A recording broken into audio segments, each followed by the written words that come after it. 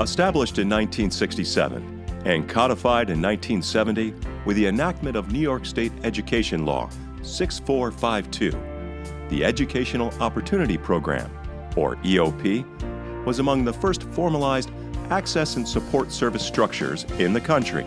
In operation at 47 SUNY campuses, EOP is modeled on the SEEK program, which stands for Search for Education, Elevation, and Knowledge, a program that was established in 1966 in the City University. The program was conceived of and sponsored by then first-year New York State Assemblyman Arthur O. Eve, with support of the Rockefeller administration, as well as the Black and Puerto Rican Legislative Caucus.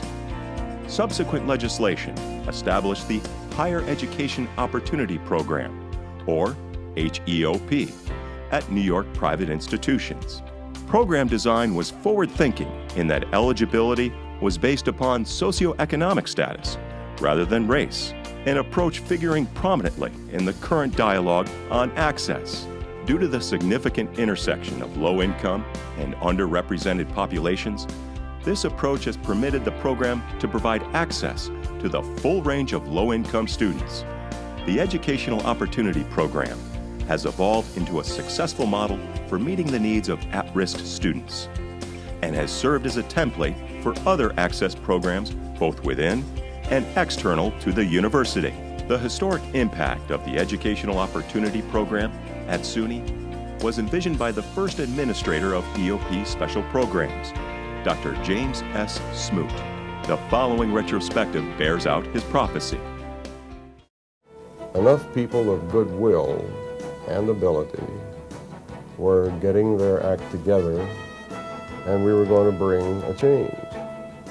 A change not only in society, but for me, a change in education, the way that we taught.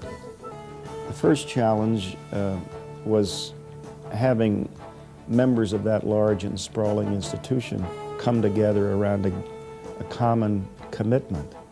I mean, after all, programs exist only in our heads. We think ideas, we think special program. You can't touch it, you can't feel it, it's in our head and heart. So the way you move a program forward initially is to get the right ideas in people's heads. History is changed when men and women from all walks of life are inspired to a common ground by their uncommon commitment. So it was from the first stirrings of special programs, a confluence of commitment by, at first, a few leaders in education and government. We wanted to create a program so that the injured of our society could occupy positions of power. The Black, Puerto Rican, and Hispanic caucus went to the Speaker's office really to push during budget time to ensure that the budget included funding for their young people that were seeking to go to college, as the program is named, SEEK. Much is made of the so-called midnight march. It wasn't midnight, it was a little after midnight that we met with Tony Travia, and he agreed to it. Republicans joined Democrats in this endeavor. And I felt we had a moral obligation to do this. Rocky was very anxious to do it.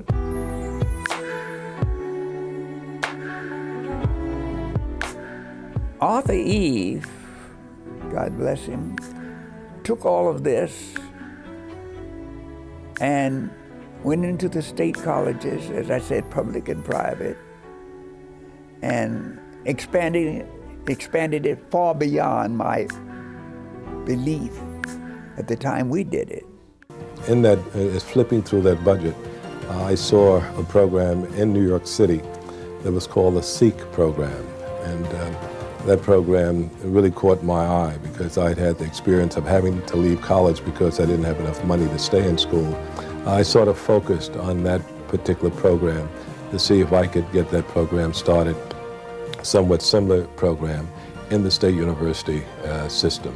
And so that was probably one of the proudest accomplishments of my first year, was a meager $500,000 to get what we then called the SEEK program for the State University of New York.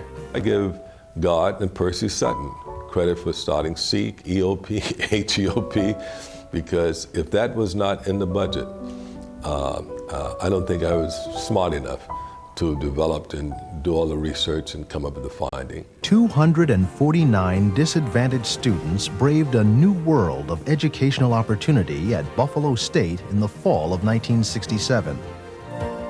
Renamed the Educational Opportunity Program, in only its second year, it expanded to 10 campuses, enrolling nearly 1,000 students. By 1969, there were more than 2,500 EOP students on 18 campuses. With the turn of the decade, EOP programs existed on 30 campuses. Creating, in effect, a new institution, I think you have to bear that in mind. It was the campuses, yes, but it was beyond the campuses. We were creating almost conceptually a semi-autonomous program with its own initiatives and directors who are going to have some authority on their own. There were many tight times. I remember years in the history when we were all told that this program was going to fold. And a lot of individuals got on the phones and tried to work very hard. And we are very fortunate to have key players in the legislature, like Deputy Speaker Eve, for example. One year we had some major problem in the third year. So I called the Buff State and said, do you have a graduate, somebody who's graduated from the SEEK EOP program, since you were the first one? I need to have someone. Buffalo State answered Eve's call by sending its first SEEK EOP graduate to testify to the Assembly. My name is Martha Pierce, and I'm the first EOP graduate of State University College at Buffalo, and I graduated in January 1971. You know, when I look over everything that I've done and everything that I've been through in terms of my academic, my foundation was a counselor, Emma McFadden, who took an interest in a student who was so overwhelmed with college that academics was secondary, and she put me back on track. I'm just so thankful because, again, without that, I think because we come from wherever and we're just very free and we're just so overwhelmed, we still need tough counselors to say, hey, get a grip. This is why you're here. You've lost focus, but I haven't lost focus for you. I'm not giving up on you. You're going to pay attention and you're going to do what you need to do. We concentrate on the person, the whole person. We make them think, no, what are you like? You told me this about your mom. You told me this about your brothers and sisters. You told me this about your upbringing. No, let's really look at your person and find out what's going to make you happy and successful as an adult. And I went back home and the door was locked. I think I saw her in the hallway crying, if I remember correctly, and I pulled her into my office and said, what's going on? My mom used to, I guess, battle with alcoholism. She was distraught, and she said she didn't know what she was going to do. She told me her mother had kicked her out, so I started letting her know, okay, you need to calm down. I'm going to help you. It might not be today, but before this summer comes, you will have a place to stay. And she did. That summer, Yahira lived on campus, and afterwards stayed there year-round. Some of these kids have lives that are so complicated that they need a lot more, and that's what we do. The way we are in this department, we're going to find a way to help you. I attended SUNY Geneseo through AOP because it was better for my family to afford it. Through regular admissions, we probably wouldn't have been able to afford to go to this school or many other schools. The support of the staff and also the advisors that were there, they helped us along the way. They gave us advice. So that kind of gave us, like more support and like guidance and courage to get through it. My name is Isaac Jones. I attend SUNY Purchase. I'm a sophomore. The EOP program is really helpful to me because the free tutoring and just being able to go into Mary, that's my counselor right now, talk to her about problems I'm having with either academics or at home. You could go in and talk about anything, and it's a big family. EOP has given me the support that I needed to hit the ground running. Without EOP, I don't know where I would be. I'm fortunate to now mentor incoming EOP freshmen and hopefully change somebody's college experience for the better, like my mentor did for me. Out of all the other programs that I've got accepted to the different schools, the EOP program was really welcoming, and they were the first one to reach out to me and made me feel welcome into the college community. So that was the breaking point for me and made me decide to come to Geneseo. One of the greatest resources that EOP gives their students is tutoring. and their emotional support from their staff. If you're deciding to come to Geneseo through AOP, definitely come because of the support that you would receive, the financial help that you would receive, and the friends that you would make through AOP, because we truly are a family. Coming to Geneseo through AOP is probably one of the best decisions that you can ever make. It's not simply because of the support that they give you, but the growth that you will experience. My name is Shanae Walker, and I am AOP. My name is Cesar Nunez, and I am AOP. I'm Marquise Riggins. I'm a playwriting and screenwriting major at Purchase College. And EOP to me means togetherness. Remember, you can't spell people without EOP. The Educational Opportunity Program at Schenectady County Community College has been a part of this institution's history since we opened our doors in 1969. As a proud EOP and SCC alum and the director of the EOP, we want you to hear the voices of our students. Hi, my name is Monique Torres. I'm a part of the EOP program here at Schenectady Community College. Using the tutors here, they really helped me gain a lot of core concepts. Hi you guys, my name is Vivian Yeboah. I'm currently a sophomore at Mooresville State College, and I'm also an EOP student. What EOP means to me is a fresh start. Not only is just starting off academically, but also building a new family as well. Hi, my name is Davina McCrimmon. I'm an upcoming sophomore here at Mooresville State College. EOP literally means everything to me. If it wasn't for EOP, I probably wouldn't have accomplished the things I've did so far. I accomplished a 4.0.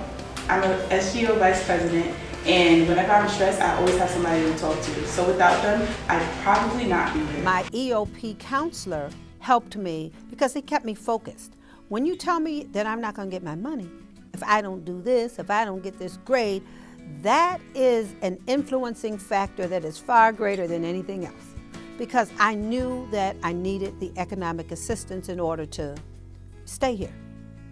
I knew, because I came from a low-income family, that if I didn't get it, that I wouldn't have a chance to do anything else, and I would have to live in the projects and be stuck forever. EOP students were provided with additional educational assistance and tutoring that all of the students benefited from.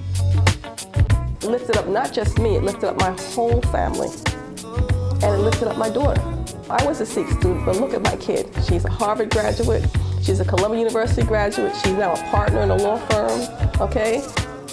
I'm the first person to have made it to college, and I'll definitely the first to become a doctor. Now my son is also a doctor. Because of EOP that I'm doing what I'm doing today. And I thank God for EOP. The EOP was one of the ways that I really got to where I am today. It unlocked a very valuable piece of the puzzle.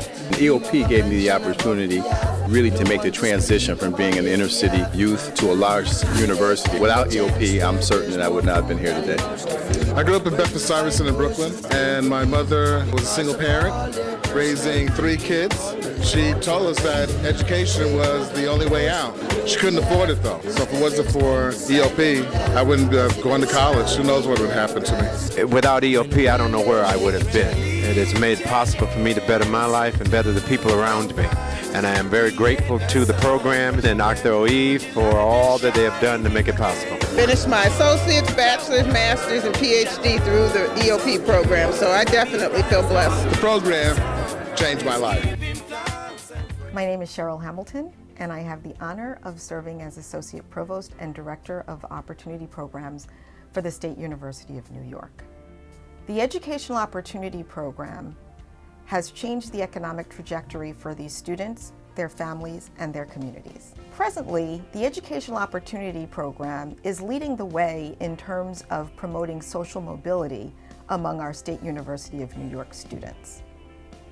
The Educational Opportunity Program has developed an evidence-based, multidimensional, multi-pronged approach to promoting student success. In fact, the Educational Opportunity Program model in and of itself is often referenced as a best practice or a series of best practices in promoting success in higher education. My vision for the program is basically expansion. We're looking to serve more students. Clearly we know what it takes to bring these students in, prepare them so they can hit the ground running and so that they can be successful. My goal is to expand experiential learning opportunities for our students. We want to see more of our EOP students involved in undergraduate research. We want more of our students to participate in internship opportunities. We want to see more of our EOP students studying abroad. It's our goal to prepare our students for success in this global society. I'd like to take this opportunity to say thank you to the Educational Opportunity Program family, my family, our directors, our counselors, our instructors, and our tutors for your work in creating an ecosystem of support for our students. To our Chancellor, our Provost, and Chairman McCall, we thank you for supporting and sustaining this program so that we can continue to succeed through the 21st century. None of this would have been possible without the wonderful work of Deputy Speaker, the Honorable Dr. Arthur O. Eve. I want to say from the bottom of my heart to Deputy Speaker Eve, we thank you. We appreciate your vision and we appreciate your unrelenting advocacy for this program. 50 years, more than 70,000 graduates. Thank you. It's all about expectation. And so many of the kids have no one who's giving them high expectation. Today I'm a criminal defense attorney, and it's what I love to do. It's a passion, and EOP and the support staff and the people there really helped me to find that direction. Well, I'm doing on-camera work. I work as a freelance reporter for New Jersey Network. I'm also a working actor. I do voiceovers, commercials, and feature films. Actually, I had a film last year win for the Latino Film Festival, HBO. So thank you. I'm very grateful to the Education and Opportunity Program, and without them, I probably wouldn't be standing here before you this evening. Currently, I'm a Deputy Assistant Public Defender for the state of Connecticut. I'm a lawyer for the Public Defender's Office. I provide services for those people who cannot provide services for themselves. The Chief of the Investigation Division for the Department of Human Services. I'm a radio personality for 98.7 KISS FM in New York, and largely because of the EOP program for giving me the broadcasting education that I needed. I'm a news director for a TV show called Transit News. I reached about 22 million homes in the New York tri-state area. Last year we won an Emmy. This year we won our second nomination. I have 2 Emmys. My mother traveled from South Carolina to my graduation, and it was probably the first time in my life that I had seen her cry tears of joy as opposed to tears of sadness. And I have this program, the Education Opportunity Program, to thank for that. And I close with my favorite illustration. It's not mine, it's Benjamin Elijah Mays. Dr. Mays said there were 2 men in a race. The one on the left, he had AstroTurf track. He had aerodynamic shorts. They had cut holes in them so the wind would just blow through as he ran. He had spikes on his track shoes. And he had been in training for 9 months. They taught him how to eat the right food and how to breathe, and they made him do calisthenics. And they gave him starting blocks so that he could get his balance. And then they told him, make sure that you keep your eye on the prize. Look at the finish line. Don't look down. Look at where you got to go. Then there's the other runner. He didn't have any shoes. No AstroTurf. Matter of fact, he had rusty nails, broken glass, and splinters in his track. Shorts, no. They cut off a pair of jeans. No starting blocks. They just dug 2 holes in the ground. And he didn't have anything decent to eat. You know, he was eating cheeseburgers all day. You know, nothing good, no training. And he just looked down. Nobody ever told him to keep his eye on the prize. Oh, and one more thing. He had a ball and chain attached to his ankle. On your mark, get set, bam! Well, who jumped out in front? Just run over here, breezing down the track. People cheering and run, run, run. Now, the other fella, what's happening to him? You got Tom Morales telling, run. Damn it, run. Don't care where you come from. Don't care how broke you are. Run. Make sure you run. You got Arthur Eve saying, run! Drag that ball and chain. Drag it. Do what you can. Run. And you know what? Some of us made it. I am Dr. Calderon. After graduating medical school, I trained in family medicine. I practiced in New York, trained in neurology, and then went to the West Coast to UCLA Giroux to do full-time research. I just took a position as associate professor at Nova Southeastern University in Fort Lauderdale. So I basically do research in medicine, and I'm an academic, as it were, and happy to be so.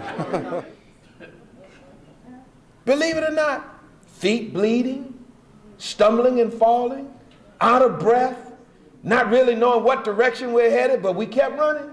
And then all of a sudden, Arthur Eve, Percy Sutton, Adam Clayton Powell, Martin Luther King, bunch of Thurgood Marshall like that, they come along, stop the race. What you mean stop the race? Yeah, stop it. We're going to stand right here. You're going to run over us. Stop it. What do you want us to do? Take this fella right here. Yeah. Heel his feet. Give him some track shoes. Give him some starting blocks. Give him some aerodynamic shorts. Teach him how to breathe. Let him eat the right food.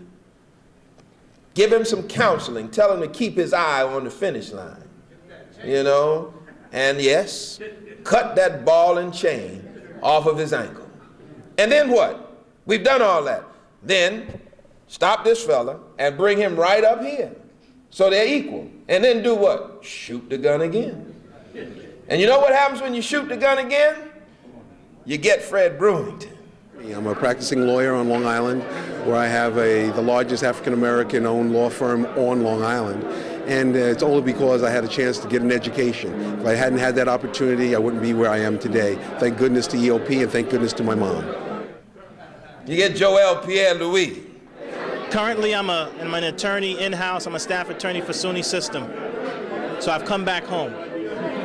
You get all these men and women who are going to be honored today. When you shoot the gun again and everybody's had an equal opportunity to succeed and run, you get a fair race. And that's all that America is about.